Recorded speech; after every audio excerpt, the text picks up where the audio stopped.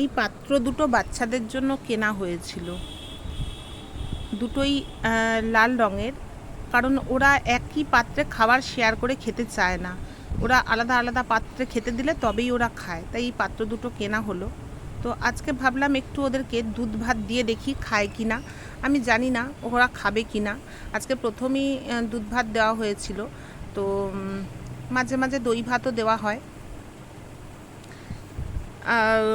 চেষ্টা করি যতটুকু ওদের জন্য আমি করতে পারি, আমি চেষ্টা করি। যেহেতু আমার বাড়িতেই বাচ্চা দিয়েছিল ওর মা, তো আমি তো ওদেরকে কখনোই বার করে দিতে পারবো না বাড়ি থেকে।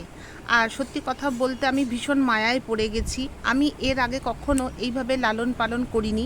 আমি আগের ভিডিওতেও বলেছি যে আমি একেবারেই অভ্যস্ত নই, তাই ওদের জন্য কি নিয়ম কানুন আমি কিছুই জানি না। কি করা উচিত কি করা উচিত না আমি কিছুই জানি না। আমি আমার মতন করে চেষ্টা করে যাচ্ছি ওদেরকে ভালোবাসা দেওয়ার। কখনো দই ভাত, কখনো দুধ ভাত, কখনো মাছ ভাত, কখনো মাংস ভাত, আমার যেদিন যেমন হয় আমি সেদিন তেমন দেওয়ারই চেষ্টা করি ওদেরকে।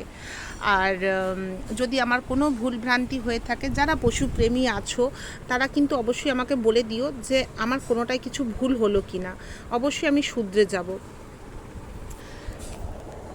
স্যান্ডির জবে থেকে পায়ে অ্যাক্সিডেন্ট হয়েছে, স্যান্ডি ওদের সামনেই আসতে ভয় পায়। ওই যে ফোকরে ঢুকে আছে ওটা হচ্ছে স্যান্ডি। তো স্যান্ডি বেরোলেই এরা এত কামড়ায় যে ও বেচারা বেরোতেই খুব ভয় পায়।